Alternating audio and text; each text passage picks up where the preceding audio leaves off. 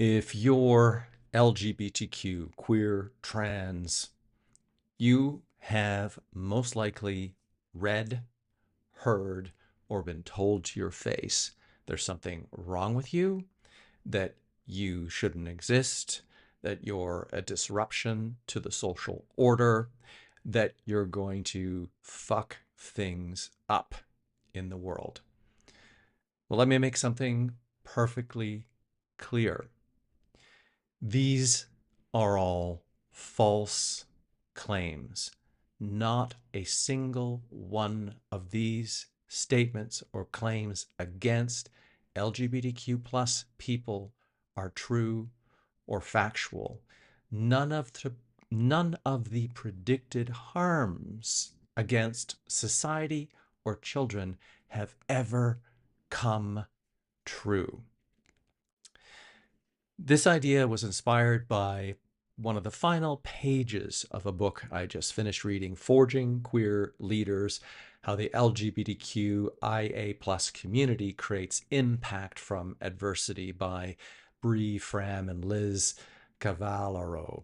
I want to read a quote from one of the people that they interviewed because it really speaks to this conundrum.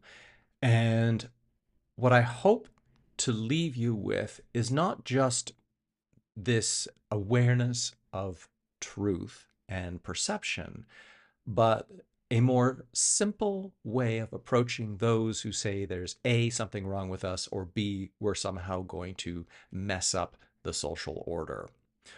Or that somewhere something says we are not supposed to exist. So I'll read the quote in full, so don't mind my eyes moving about reading.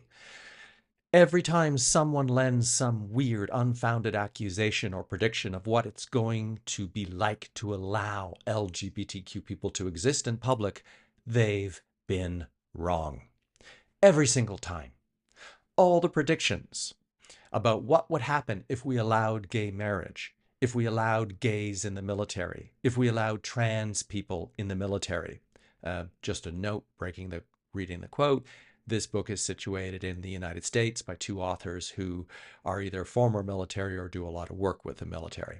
Returning to the quote, every prediction made by the church has been wrong. The world is still moving. The country is still here. Nothing has happened. They've been wrong, and guess what? We still allow them to make it. We still give it credence, and we still allow people to debate us on national television. And none of the media or even our politicians have called it out.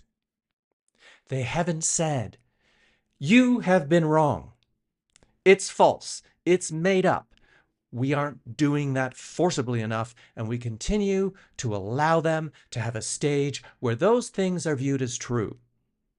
And the only way that we are going to win is for us to start telling people that they've been wrong. End quote. Two things. Stop apologizing. End your silence.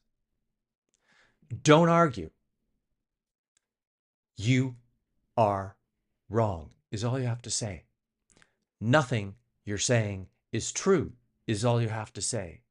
None of what you predicted about the breakdown of society or marriage is true, is all you have to say. Turn around on your heels and sashay a fucking way. Okay?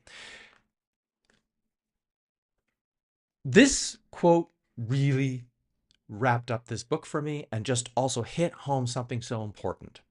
Regardless, I'm Canadian, of whether or not you like or liked Justin Trudeau as our former Prime Minister, the one thing he did for LGBTQ people is he stood up in Canadian Parliament, and this is contrary to what this quotation is because it's referencing the United States and politicians there and other leaders. He stood up and said, there's nothing wrong with you. You are all human. You deserve equality, respect, and dignity. That's something very important about who we are as Canadians, who I am as a Canadian, is seeing the importance of respect and diversity. And it is something that I may have to be speaking much more about now that Pierre Poilievre was reelected to get a seat so he can again be in Parliament come the fall and lead the official opposition, the Conservative Party, against the sitting Liberal Party. Be that as it may, I want to wrap up this message because I don't think there's much more important to say other than listen to this video again. Watch this video again. Really listen to the emphasis I put on the different parts. We aren't doing that forcefully enough, saying that people who are saying we are going to end society as we know it, we're not forcibly enough saying, no, you are wrong. Every time we allow someone onto a TV show, a podcast, to give them the opportunity to debate the right for LGBTQ people to exist, the opportunity for LGBTQ plus people to have equal rights, the freedom for LGBTQ people to make their own decisions about bodily autonomy, means that we're just opening the door for every other kind of prejudice to grow. From misogyny, from disallowing women to have a choice over their body and whether or not they want to carry a child to term, freedom for women to be equal to men in that binary construct. I share this as a leader, as a thinking leader, as a queer leader, that we need to look at what has been happening through a different lens. And sometimes it doesn't have to be complex. Sometimes we just have to say no.